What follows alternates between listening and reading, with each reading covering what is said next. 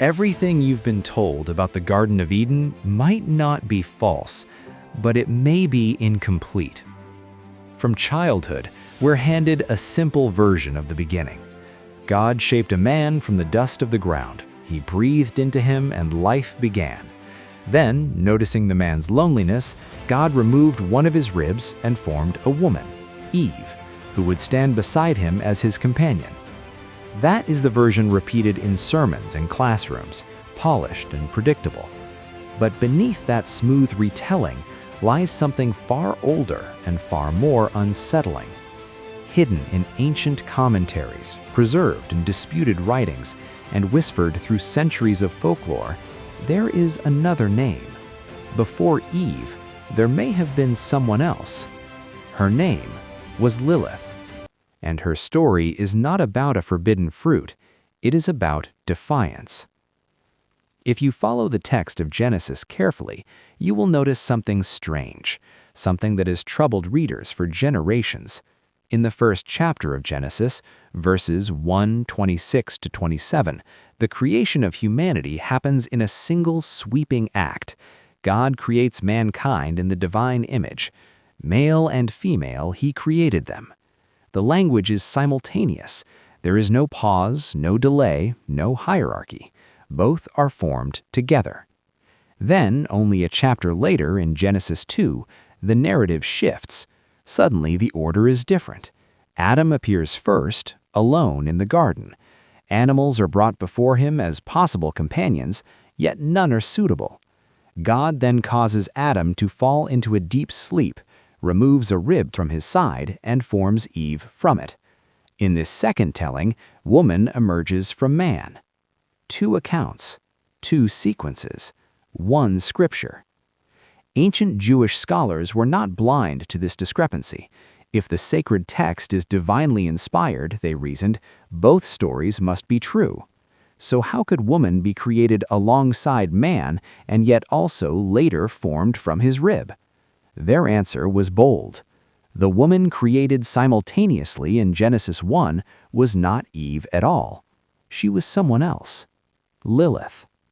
According to later Jewish tradition, particularly a medieval text known as the Alphabet of Ben Sira, Lilith was Adam's first wife, but unlike Eve, she was not shaped from his body. She was formed from the same soil, animated by the same breath of God.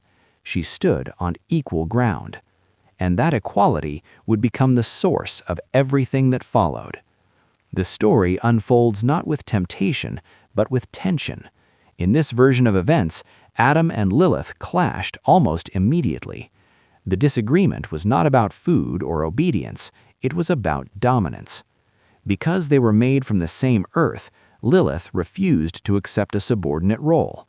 She questioned why she should lie beneath Adam, why she should submit when their origins were identical.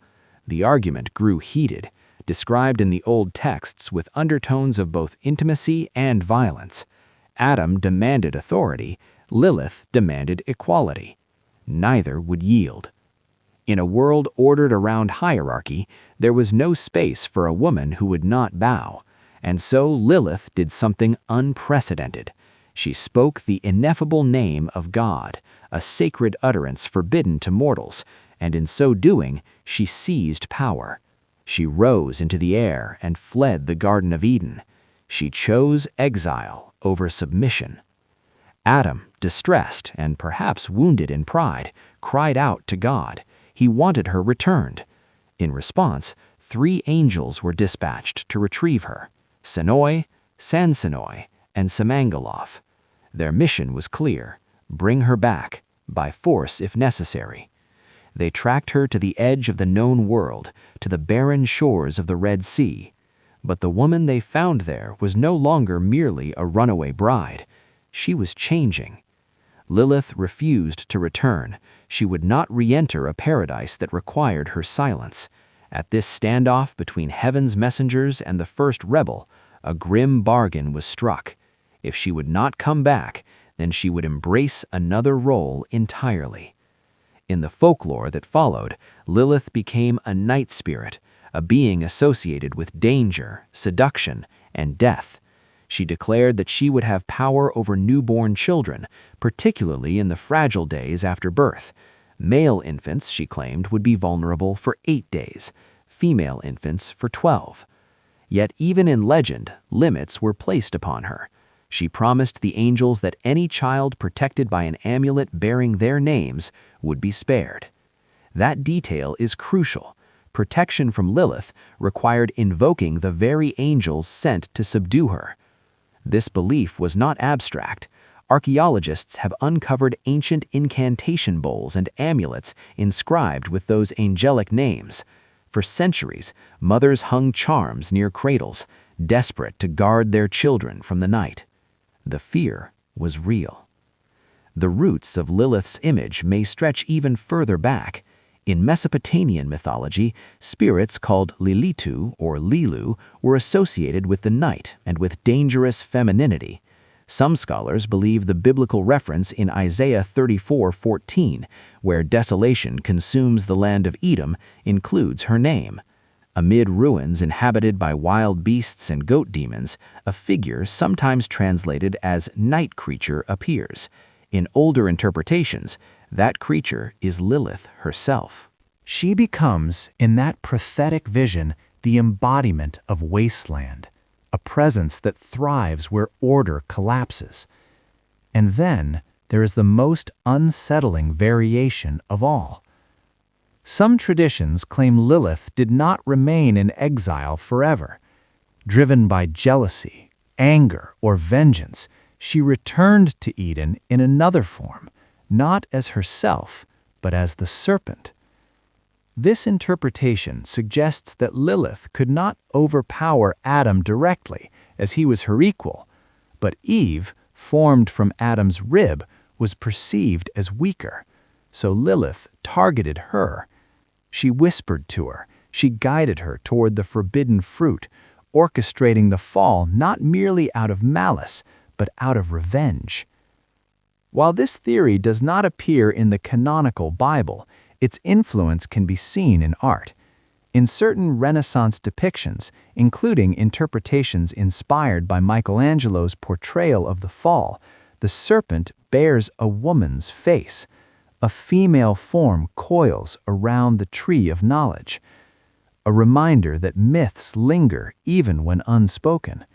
Over time, Lilith evolved into something complex. In medieval lore, she became a succubus-like figure, visiting men in their sleep. Some tales say she bore demonic offspring. Others insist she was created evil from the beginning, intended as a force to reduce the newborn population. But perhaps the most striking aspect of her legend is not what she did, it is why she did it. Her descent into demonization begins with a refusal. She would not accept inferiority. There is a sharp irony at the heart of this story. The figure cast as a monster begins as someone asking for equal standing. The being feared as a child killer first demanded partnership rather than hierarchy. In the logic of the myth, independence becomes danger, submission becomes safety. And that tension has echoed through centuries. In modern times, Lilith has been reinterpreted. Some feminist thinkers have reclaimed her as a symbol of autonomy, a woman who chose the wilderness over enforced obedience. To them, she is not a demon, but a rebel, not evil, but uncompromising. Whether one sees her as villain or heroine, the psychological power of her story remains undeniable. Because the myth of Lilith is not only about ancient cosmology, it is about us. Inside every human being, there is an Eve and a Lilith.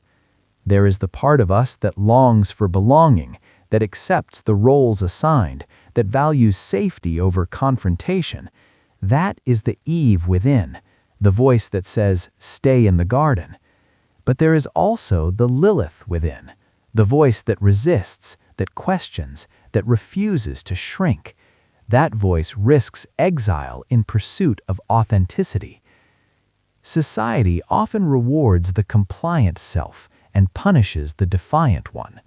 We are taught subtly or overtly that comfort lies in conformity. But what happens to the suppressed voice? What happens to the part of us that would rather wander in uncertainty than remain confined in luxury? According to the myth, suppressed rebellion turns monstrous. The shadow grows teeth. The protective amulets against Lilith carry another layer of symbolism. To guard against her, one must invoke the names of the angels who tried to return her. Safety is achieved by aligning with authority. The myth suggests a worldview where freedom courts danger and obedience secures peace. But is that truly the lesson? Or is the story itself a mirror reflecting our fear of those who refuse prescribed limits? It is easy to dismiss Lilith as folklore. She does not appear in the standard Genesis narrative. Her tale comes from later tradition, myth layered atop scripture. Yet the persistence of her name across centuries reveals something enduring. She embodies a question humanity has never fully resolved. What is the cost of equality? What is the price of freedom?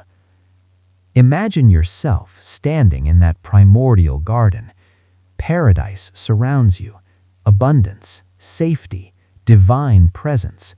But your place within it is conditional. Your voice must soften. Your defiance must fade.